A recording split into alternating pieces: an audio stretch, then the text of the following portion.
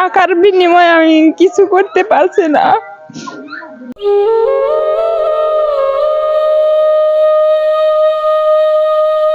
প্রিয় বন্ধুরা, আসসালামু আলাইকুম ওয়া রাহমাতুল্লাহ। তো বিশেষ করে এমন একটা ভিডিও করছি আজকে, এটা অত্যন্ত হৃদয় বিদারক একটি ভিডিও। যারা এই মানবতার ফেরিওয়ালা যারা রয়েছেন, কন্টেন্ট ক্রিয়েটর এবং সাধারণ মানুষের মধ্যেও এমন মানবতার ফেরিওয়ালা রয়েছে। ভিডিওটা করতে আমি বাধ্য, কারণ আপনাদের নজরে আশেপাশে এমন দুস্থ মানুষ, অসুস্থ মানুষ খুঁজে পাওয়া যাবে কিনা সন্দেহ আছে। এমন একজন অসুস্থ মানুষের খোঁজ পেয়ে আমরা আজ এখানে এসেছি। তো আসলে তার রোগটা কি, ওনার জীবন বৃত্তান্ত যদি আমরা তুলে ধরি, নাম হচ্ছে আঞ্জুয়ারা বেগম। 38-37 বছর বয়সে তার জীবনের বেঁচে থাকার যে আশার আলো, এটা সে হারিয়ে ফেলছে এক কথায়। তো আমরা যেটা আপনাদেরকে জানাবো, অত্যন্ত হৃদয় বিদারক বিষয়টা, ইনি যে রোগে আক্রান্ত সেটা হচ্ছে লিভার সিরোসিস। খুবই মারাত্মক একটি রোগ। এই ভিডিওটা এজন্যই করা, ওনার আসলে দেখশন করার মতো কোনো লোক নেই, স্বামীও নেই, উনি পরিত্যক্তা। স্বামীর গৃহ থেকে উনি পরিত্যক্তা। ওনার দুটো ছেলে রয়েছে, তারাও এতিমখানায় থাকে, সাদুল্যপুর এতিমখানায়। বর্তমানে ওনাকে যে এক মুঠো ভাত দেবে কোনো আপনজন নেই, তার কোনো ওয়ারিশই নেই এক কথায়। পরার বাড়িতে থাকে। এটি আমি লোকেশন দিচ্ছি, সেটা হচ্ছে গাইবান্ধা সদর উপজেলার 3 নং কুপতলা ইউনিয়নের ফকিরপালা এলাকা। উনি মানুষের বাড়িতে থাকেন।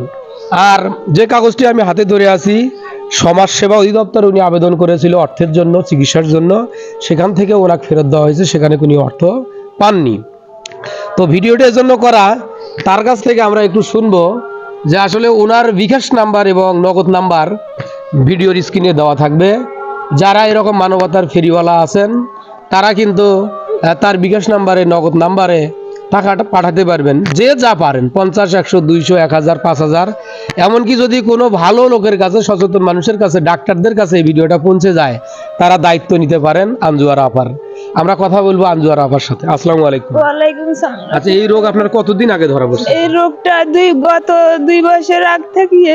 2 বছর আগ থেকে? হ্যাঁ, 2.5 বছর চলতেছে। আচ্ছা, কান্না না করে একটু ক্লিয়ার করে মানুষকে একটু বোঝানোর চেষ্টা করবেন। 2.5 বছর আগে থেকে এই রোগ, এই অসুখ, লিভার সিরোসিস।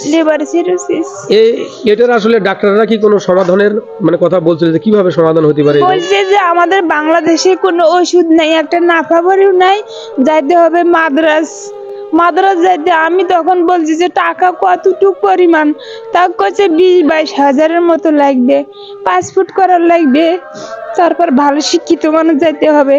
তারপরও সন্দেহ, যে আমি বলছি যে কতটুকু পর্যন্ত লেবারটা নষ্ট হয়েছে, বাংলা দিয়ে বুঝে নিছি।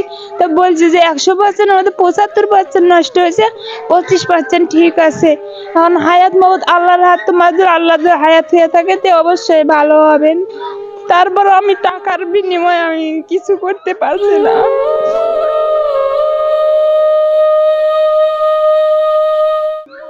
আচ্ছা, আপনি আপনার বিকাশ নাম্বারটা বলতে পারবেন? হ্যাঁ, বলতে পারি। বলেন তো দেখি। নগদ নাম্বারটা বলি, বলেন। 01768221554। তো প্রিয় দর্শক, তারপরও নাম্বারটা স্ক্রিনে দেওয়া থাকবে। এই নাম্বারটাতে আপনারা যদি এই অর্থগুলো যদি আপনারা দেন, দয়া করে সেটা সে সরাসরি পাবে। তারই ফোন নাম্বার, তার ব্যক্তিগত ফোন নাম্বার এখানে দেওয়া হয়েছে, উনি বলার চেষ্টা করেছেন। তারপরও আমরা লিখিতভাবে ভিডিও স্ক্রিনে দেব। সবচেয়ে বড় কথা হলো কি, আপনারা অনেক জায়গায় অনেক অর্থ ব্যয় করেন অনর্থক। তা আমি এই জন্য মনে করি, অশ্লীল কোনো জায়গায় অনর্থক অর্থ ব্যয় না করে এইরকম একজন অসহায় মানুষের পাশে দাঁড়ান। বিশেষ করে এমনও ব্যক্তি আছে বাংলাদেশে, এমনও ধনীবান মানুষ আছে, তারা এরকম কোনো মানুষের একাই দায়িত্ব নিতে পারেন। তো এই জন্য ভিডিওটি বেশি বেশি শেয়ার করবেন। আমি আবারও জানিয়ে দিচ্ছি, পেশেন্টের নাম হচ্ছে মোসাম্মদ আঞ্জুয়ারা বেগম, বয়স হচ্ছে 38। তিনি যে রোগে ভুগছেন সে রোগের নাম হচ্ছে লিভার সিরোসিস। ইনি এর আগে সর্বপ্রথম ঢাকা কর্মীটোলা যে জেনারেল হাসপাতাল রয়েছে, সেখানে চিকিৎসাধীন অবস্থায় ছিলেন। কিন্তু সেখান থেকে তাকে ডাক্তার বলছিল যে আপনার এই রোগের চিকিৎসা বাংলাদেশে নেই, একটা ট্যাবলেটও নেই। তো এমনিতেই গরিব মানুষ, তার দেখশন করার কেউ নেই, সেই ক্ষেত্রে সে আর টাকা পাবে কোথায়? এটা হচ্ছে সবচেয়ে মূল বিষয়। তা আপনারা ইচ্ছা করলে আর আল্লাহ সুবহানাহু ওয়া তাআলা পাশে থাকলে আপনাদের এই সহযোগিতায় বেঁচে যেতে পারে একটা নিষ্পাপ প্রাণ। এজন্য তার জন্য সকলেই আমরা অন্তরের অন্তরস্থল থেকে সাহায্যের হাত বাড়িয়ে দেই। আমরা সকলেই তারপরে আঞ্জুয়ারা আপার জন্য দোয়াও করি। ঠিক আছে প্রিয় বন্ধুরা, সকলেই ভালো থাকবেন, সকলের সুস্বাস্থ্য কামনা করে আজকের ভিডিওটি এখানে শেষ করছি। আসসালামু আলাইকুম ওয়া রাহমাতুল্লাহ।